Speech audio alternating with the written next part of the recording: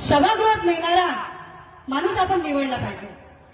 आपल्या गावाचा विकास होईल यासाठी आपण योग्य व्यक्ती निवडला पाहिजे. त्यासाठी आपण मतदान करतो.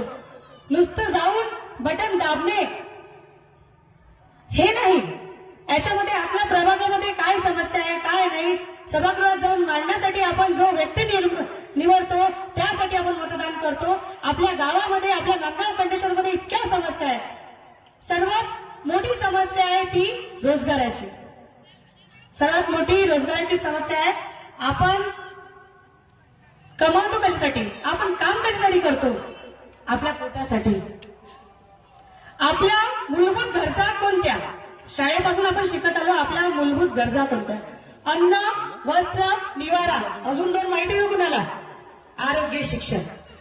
अन्न वस्त्र निवारा आरोग्य शिक्षण. आपल्याला अन्न भेटलं पाहिजे यासाठी आपण काम करतो. पण आज ही सरकार आपल्या पोटाची भाकर हिसकायला चालली, आपलं राशन बंद करायला चालली ही सरकार. आपण ज्यासाठी कमावतो, आपला संसार ज्यासाठी आपण हे करतो, आपल्या लेकरांचं शिक्षण चांगलं झालं पाहिजे यासाठी आपण कमावतो. आपल्या पोटाची भाकर ही सरकार हिसकायला चाललंय. त्यानंतर येतो दुसरा प्रश्न, वस्त्र. इतके काही आपण श्रीमंत नाही की चांगले चांगले वस्त्र घालून फिरणार आहे. शेतकऱ्यांना कापसाला भाव नाही वाढत आहे. निवाऱ्याचा जर विचार केला तर बगवटा धारकांना गाव नमुना 8 मिळाला नाहीये.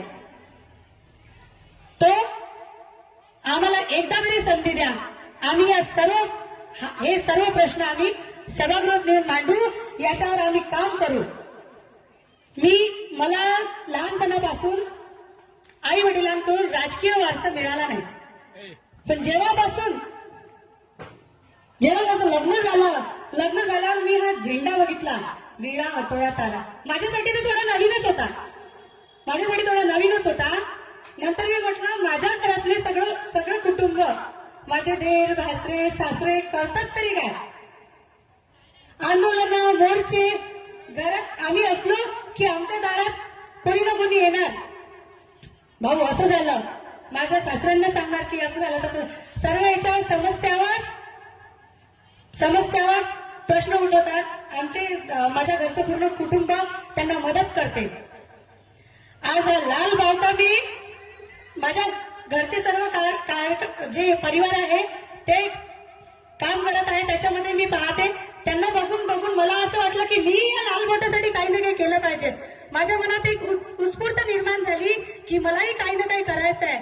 माझ्या सासऱ्यांपासून माझ्या कुटुंबापासून आज मी इथे उभी आहे, तुमच्यासमोर बोलत आहे. याच्या मागे सर्वात मोठा पाठिंबा माझं कुटुंब आहे. मला अभिमान वाटते की मी शिंदे घराण्यात सून म्हणून आली. मला खूप अभिमान वाटते. त्यासाठी मला पण वाटलं की यामध्ये मार्क्सवादी कम्युनिस्ट पक्षामध्ये मी काम केलं पाहिजे. माझी आवड निर्माण झाली. आपल्या गावात इतक्या भरपूर समस्या आहे. मी प्रभाग क्रमांक 11 मधून उभी आहे. माझा एकच मुद्दा आहे की आपल्या ज्या गावातल्या समस्या आहे, रोजगार असो, पाणी असो, पाण्याचा प्रश्न केला तर आपल्या नांदगाव खंडेश्वरमध्ये पाण्याची व्यवस्था बिलकुल व्यवस्थित नाही आहे. 8-15 दिवस नळाला पाणी येत नाही. म्हणून आपल्या घरातलं पाणी साठवून ठेवणं ही एक बाईच करत असते.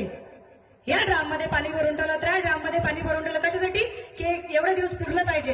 त्या दिवस 8-15 दिवस पाणी जर आपल्या घरी नळाला आलं नाही तर इतक्या दिवसाचं पाणी आपण घरी साठवून ठेवतो. त्या पाण्यात काय होतात, जंतू होतात. त्या पाण्यात जंतू होतात. ते पाणी आपण रोज पितो आणि रोज पिल्यानंतर आपल्या शरीरामध्ये वेगवेगळ्या बिमाऱ्या, वेगवेगळे आजार निर्माण होतात. आणि आजाराचा प्रश्न केला तर आपल्या नांदगाव खंडेश्वरमध्ये आरोग्याची काहीच सुविधा नाही आहे. आपल्या नांदगाव खंडेश्वरमध्ये आरोग्याची काही सुविधा नाही आहे. जर आपल्या नांदगाव खंडेश्वरमध्ये आकस्मिक काही झालं, एखाद्याला हार्ट अटॅक आला, गरोदर माताला जर प्रसूतीला जायचं असलं तर आपल्या नांदगाव खंडेश्वरमध्ये व्यवस्थित सुविधा नाही आहे. हार्ट अटॅक जर आला त्यांच्याकडे फक्त 10 सेकंद असतात. 10 सेकंद मध्ये